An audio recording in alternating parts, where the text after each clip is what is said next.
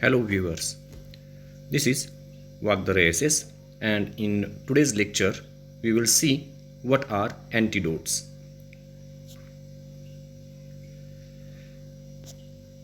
In this lecture we will mainly see the definition of antidotes. It's a classification based on its mechanism of action. What is actually cyanide poisoning, how it occurs, all these things like that. Then signs and symptoms of cyanide poisoning, and to end with the treatment of cyanide poisoning. Definition: antidote: it is an agent which is used to stop, reverse and counteract the action of poison.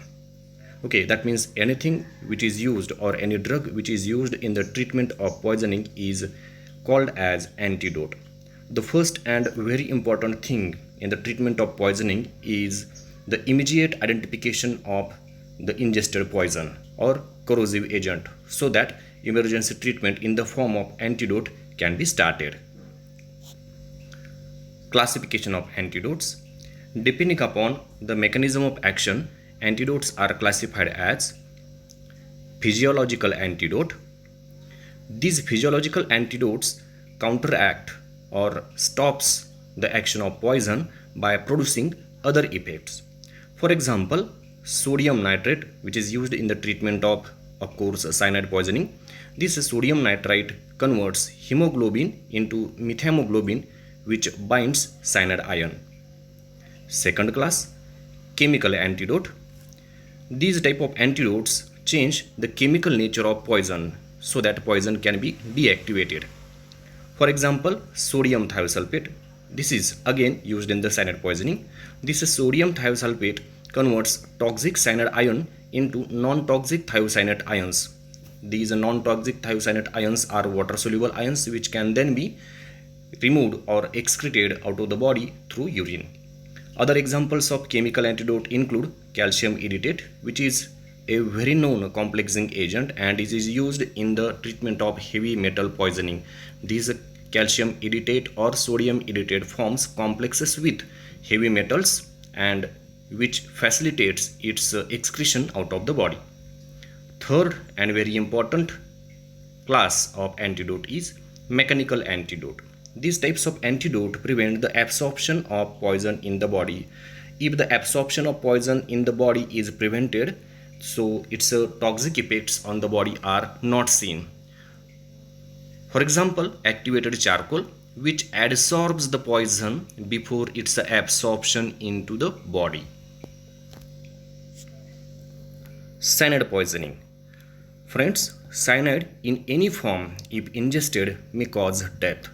It can be ingested in the form of inhalations, it can be ingested in the form of liquid or in the form of solid also.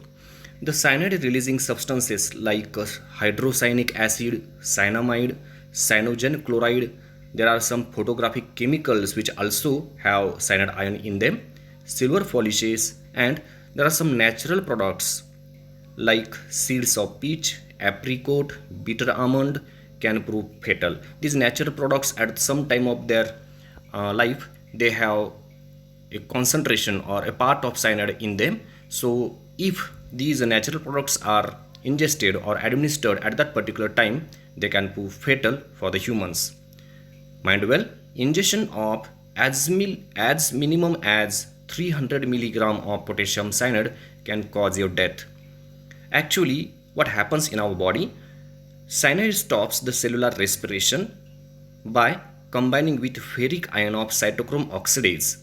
Thus, it prevents the electron transfer, which is called as famously known as ETS, and cellular respiration is ceased or stopped. This stops the cellular respiration, or in simple words, oxidation reduction reactions. So, what are the signs and symptoms of cyanide poisoning? First of all, nausea, the feeling of vomiting, drowsiness and dizziness, sleepiness, we can say, headache, your BP may shoot down or can be called as hypotension, dyspnea, inability to breathe, convulsions, coma, and in very serious cases, finally death. The elements of treatment of cyanide poisoning. There are two very important compounds which are used in the treatment of cyanide poisoning. The first one is sodium nitrite and second one is sodium thiosulfate. For the treatment of cyanide poisoning, first of all, injection of sodium nitrite is given. This sodium nitrite causes the oxidation of ferrous ion of hemoglobin to ferric ion of methemoglobin.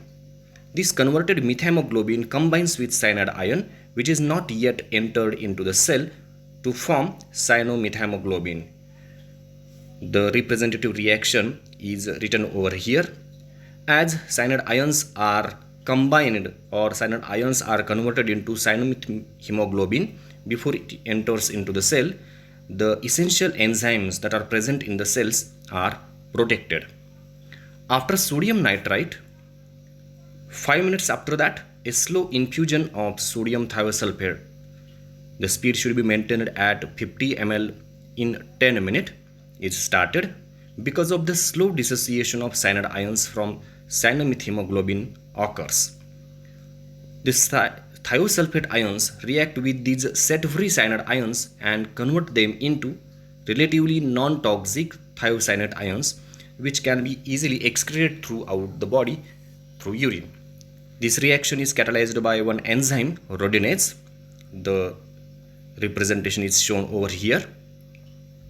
At the time of this treatment, a simultaneous administration of hyperbaric oxygen is very effective or helpful, as excess of oxygen when enters into the body, it displaces cyanide ion from oxidized cytochrome. So in this way, by combining the treatment of sodium nitrite and sodium thiosulfate, one can easily save the patient of the cyanide poisoning. Thank you.